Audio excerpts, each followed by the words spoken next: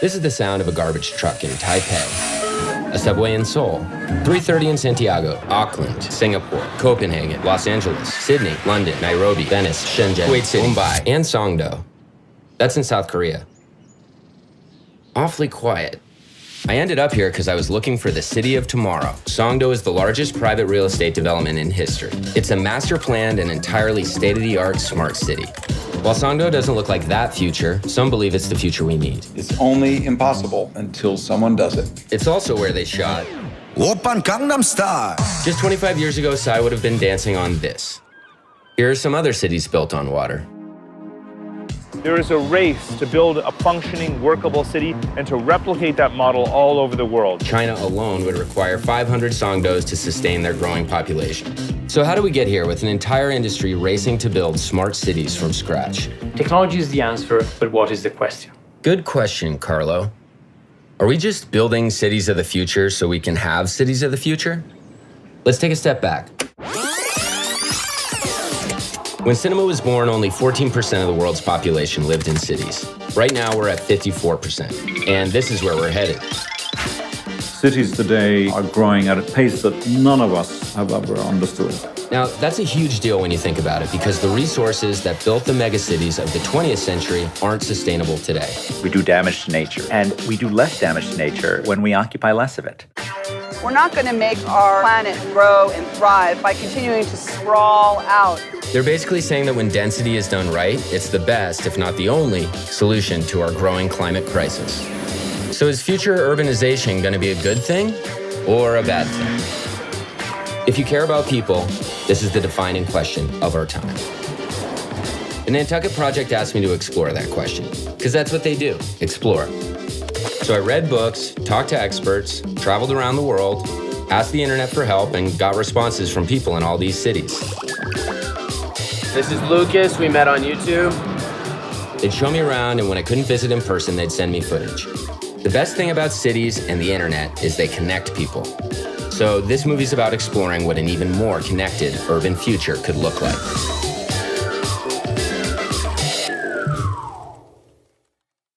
There is a renaissance in the city, and I'm honored to be a participant in the Detroit story. That was Mayor Jerome Kavanaugh making a bid for the 1968 Olympics. 50 years later, population still in decline, Detroit went bankrupt. In 2014, we had the water shutoffs in Detroit. Thousands of homes lost water due to shutoffs. And I wanted to focus on helping resolve that. So I created an application called City Water that's going to give Detroit residents their water usage in real time.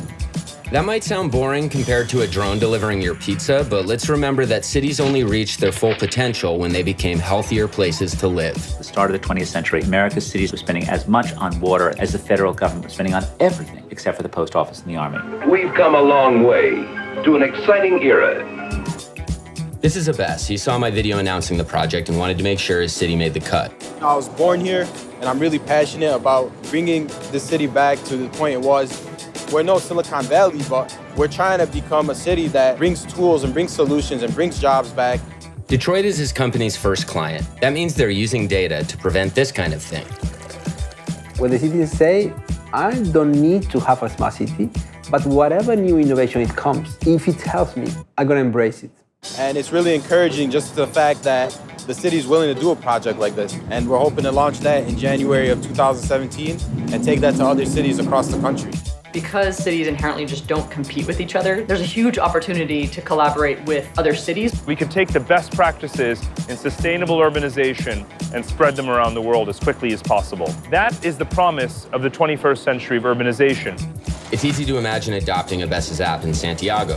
And Los Angeles is a city that's never taken water for granted. Well, what can we do? The rest of the city needs drinking water. Water again. We use water from 1,400 miles away that is transported long distances using over 19% of our entire energy budget for the state of California. David uses solar power to turn air into clean water, which he gives away for free to his city or sometimes turns into food. Awesome. Every building, ideally, can make its own water and be water self-reliant. In the same way future cities won't need telephone lines, maybe they also won't need water pipes. You put water into a bottle, it becomes the bottle. You put it in a teapot, it becomes the teapot. be water, my friend. Like that, you see? I see. I get the idea. When people are innovating and developing solutions to address our most fundamental needs, a city will thrive. What kind of cities do we want? How do we want to interact as people in cities? Because cities aren't buildings, they're people. Part of the job of urban success means to attract and produce skilled people and to retain skilled talent. This goes together in a city. Opportunity and solving problems as they arise, innovating. Detroit is innovating right now, probably kind of like the way it was in the 1890s, when over 100 companies were working furiously to figure out the automobile. That's also like Silicon Valley in the 60s and 70s, Bangalore in the 80s, and Shenzhen, where 90% of the world's drones are manufactured right now.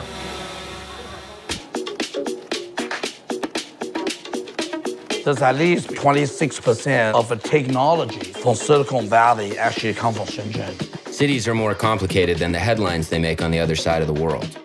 There's no YouTube in Shenzhen, so nobody saw my video there. Fortunately, George goes to school in Hong Kong, where he saw the movie and emailed me. Then he filmed Shenzhen when he went home on the weekend. Thanks, George. Like Songdo, Shenzhen was not a city 25 years ago. And like many other cities, they built giant American-style highways. Currently, the U.S. has policies that we're using general tax revenues to fund highways. We're basically subsidizing people to drive. And that's why it's cheaper to drive to the grocery store to buy blueberries from 4,000 miles away than it is to walk over to the farmer's market and buy local. Can you tell I'm eating blueberries? You can tell you're eating what you got. Okay, cool. Our subsidies and policies encourage bad habits, but the false message we send globally is that big highways solve problems. Transportation's been a very sleepy field for 50 years. You're starting to see people rethink what our streets are about and who they're for. Now cities are spending money getting rid of highways, confirming that more transportation choices and less parking are often the best ways to fight traffic and congestion. This used to be a motorway, now it's a public space. So you got green space, shade, clean water, natural cooler temperature in the area, and sure enough, traffic got better. Seoul is turning another highway into a path for people. Paris is going full pedestrian along the Seine. In Singapore, where they just debuted a self-driving taxi, they're also building a city with no cars. Same thing in Mannheim, Germany, which ironically is where this guy invented the first car. The future of our cities is about people. That really does mean focusing on public transportation and providing choices for how people get around. The number one factor that determines whether someone can escape poverty, you either think it'd be like crime rates or school, it's commute time. When walking, cycling, and public transportation are the fastest ways to move, nobody feels like a second-class citizen for not owning a car. That's going to be the secret sauce for cities in the 21st century. Check out all these Metro cards. That last one's from Singapore, where I didn't meet a single person who owns a car. It's hard to beat the Singaporeans. In Singapore, a Toyota Corolla costs 140 grand, and the government only lets you lease it for 10 years. The fact that they embraced having something that actually charges people for the social cost of their driving is a policy that basically all crowded cities should be embracing. In Santiago, you can get around in this electric rickshaw for free. The design came from China. Let's go back there.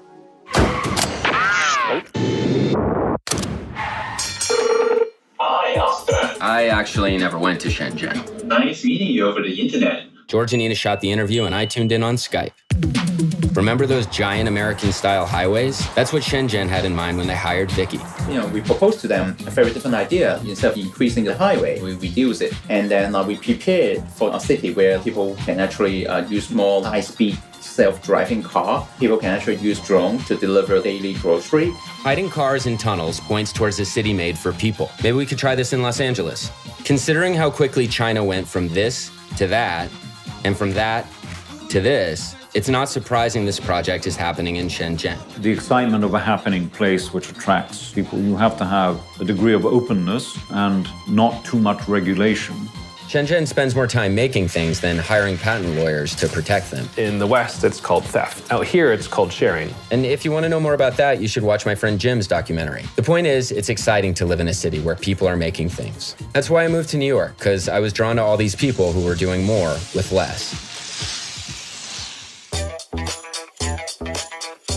The most elusive solutions often spring from unlikely places. Geothermal energy power plant. This is a fog catcher, and it can get up to 500 liters of water a day. If you can do something good with low budget resources, you can scale up very rapidly.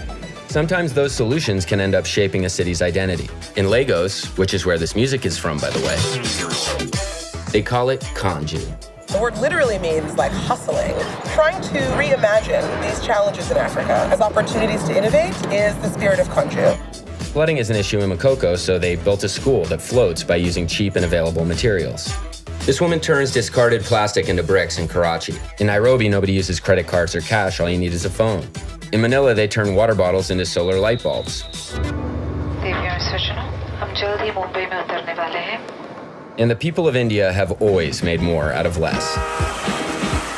The inexpensive clay fridge that requires no electricity or their hyper-efficient, massive homemade meal delivery system could never have been conceived by some well-heeled think tank.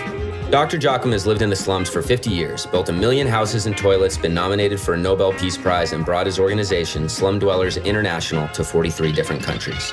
We don't need you to come and sit on my head and dance. I know how to write my song. It is my dance, my song, I will play it. He's basically saying, we got this. If you want to help, channel your support through us. For example, here's a self-run recycling operation in Joachim's neighborhood. We all want to be involved in the futures of the places where we live. You go and see every city in the world. All has been planned by very, very super well-known, renowned architect and philosopher and so on and so forth. You have lost all the sense of hearing from the people. Unfortunately, a lot of architects have a sort of a pre-designed approach that they force into whatever context and culture they get to. And not every city can be like Singapore, where 80% of the people live in public housing. So that means you don't have slums, nor do you leave the city and its residents in the hands of the private rental sector. Back to Mumbai. We tend to disregard places like Dharavi, where Dr. Joachim lives, but it's a rare example of a neighborhood solving its own housing needs. My friend Matthias works to draw attention to what's actually working in neighborhoods before attempting to intervene. He compares Mumbai to post-war Tokyo. American planners started to focus on infrastructure development. Everything else was left to people themselves. And that created the gradual growth of a neighborhood. Like Tokyo in the 1950s, it's your neighbors planning and building your home in Dharavi. Up to 90 people can be working on a small site for 4 weeks and produce a house on much better quality than the affordable housing that the government is developing. And embodying the kind of incremental growth private developers rarely aim for. The places that are self-built, we often see an incredible amount of care, feeling of ownership, a human scale in terms of what is actually being built. How do we combine the genius that's really there in the streets, it's solving its own problem? How do we then bring in a little bit of outside technology or better public management in order to upgrade them and to empower their citizens' lives more effectively? Post-war Tokyo, unlike Mumbai, had major funding and state-of-the-art infrastructure. And 30 years later, it was the city of the future. That's not my kind of place. Go someplace else. I don't think so, Mr. Deckard.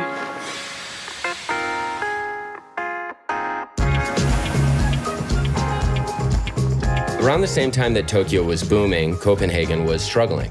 In the 70s, we had a couple of energy crises. People started to fight for getting better bicycle infrastructure, and the city gradually started developing that mobility system. In many ways, it is Copenhageners who have wanted to get their city back. Denmark's capital insists on citizen-driven change. I think part of Copenhagen's success is that they've had a very incremental approach to the urban development. Instead of having this giant master plan, they've tested and tried out different solutions. Low-rise, mixed-use neighborhoods, great public space, clean water. This new power plant turns waste into clean energy. And it's a ski slope. We don't think ourselves only as designers and architects. We think about ourselves also as social scientists. The best part is they still think they can do better. We have very far to go in actually creating an urban environment where cars are the last choice for the ordinary citizen. If you buy a car in Denmark, you pay 150% tax. It doesn't matter if it's electric. Destination, please. I'm super excited about self-driving cars, but without good planning and policy, we might just end up being more comfortable sitting in traffic jams. For a collection of microprocessors, you're awfully touchy. Of course, it's possible to make any city around the world a good bicycle city. And the more we get public transit, the more room there'll be for one of the very best kinds, bicycles. You could start with getting more people mobilized on foot and on bicycle, and it's so cheap to be sweet to people than it is to actually having to support these heavy transport systems. A person on a bike puts 165 thousandths. 65,000. A person on a bike puts a fraction of the wear and tear that the average car puts on the road. And as you'll remember, roads don't pay for themselves. Since I started editing this project, New York City Bike has broken daily ridership records 6 times. And the cool part is you can see all the data gathered from the program in real time. In the past, our streets have really been governed by anecdotes instead of analysis.